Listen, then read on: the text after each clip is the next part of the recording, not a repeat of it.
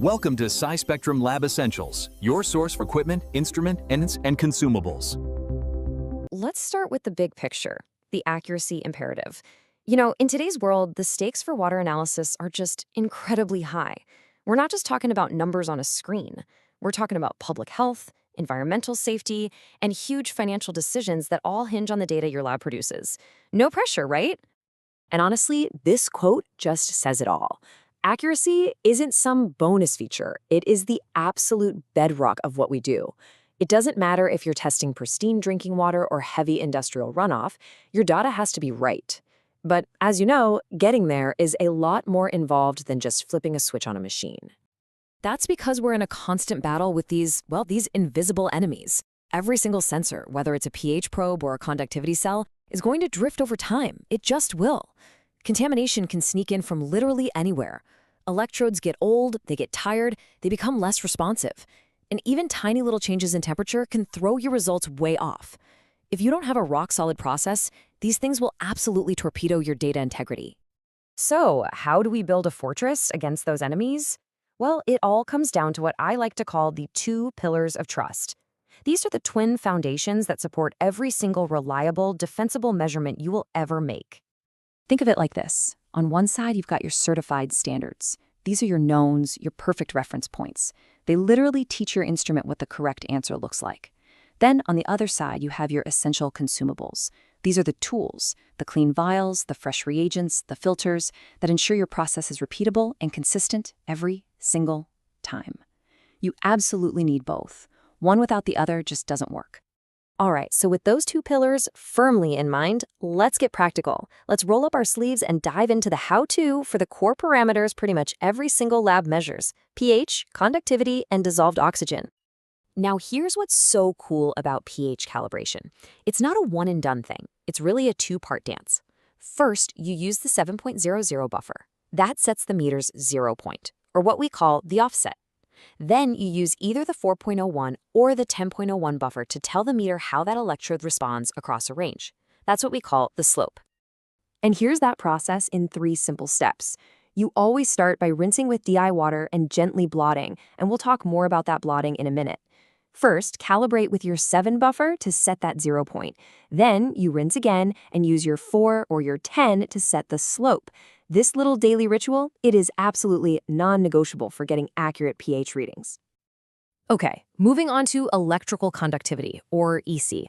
The whole key here is to pick a standard that's in the same ballpark as your samples. So if you're testing really pure water, you'll grab a low standard, something like 84 microsiemens. For most general or drinking water apps, 1413 is your go-to, but if you're dealing with brackish water or industrial waste with a ton of dissolved solids, you've got to go way higher, to something like 12.88 millisiemens.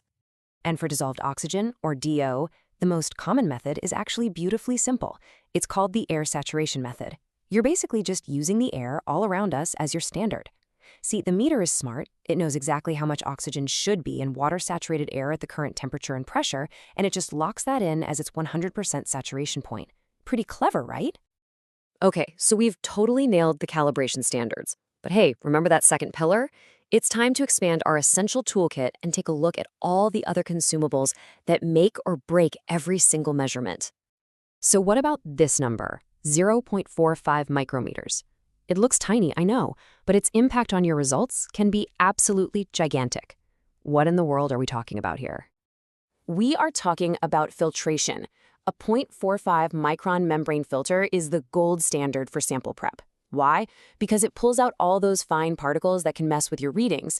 And, just as important, it stops them from clogging up and damaging your very expensive instruments. This one simple step protects both your data and your gear. And of course, there's the entire supporting cast. I mean, think about it. Your glassware, your reagents. Are they preventing contamination, or are they actually causing it? Are you using specific standards for things like nitrate and ammonia? And are the absolute basics, like fresh gloves and clean pipette tips, always in place to stop cross-contamination? Every single piece of this puzzle matters. And that brings us to what might just be the most valuable section of this entire explainer: avoiding the critical, but common, errors that can completely undo all your hard work. Think of this as a masterclass in best practices. Let's start with the absolute cardinal sin of lab work. I cannot stress this enough. Never, ever pour used standard back into the main bottle. The second you do that, you've contaminated the entire stock. This is probably the #1 source of calibration error out there, and it is so easy to avoid. Here's another pro tip for you. When you're cleaning a pH electrode between your buffers, you want to gently blot it dry with a lint-free wipe. Do not rub it. Wiping that sensitive glass bulb actually creates a static charge, which can seriously interfere with the electronic measurement and give you a jumpy, inaccurate reading. So remember, blot, don't wipe. So let's just run through a few more common mistakes. Using expired standards, well, you're basically guaranteeing a bad calibration. The fix? Always write the open date on the bottle.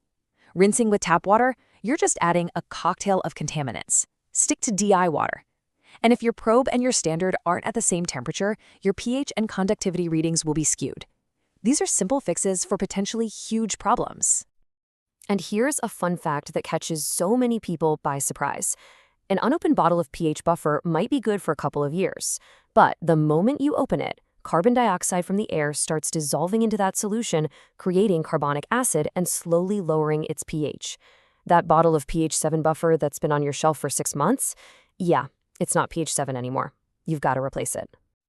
So why do we obsess over all these little details? Well, the payoff is huge. You're going to meet your compliance standards like NABL and ISO. You'll create that defensible, auditable data we've been talking about. You'll save a ton of time and money by avoiding retesting. And you'll protect the lifespan of your expensive instrument.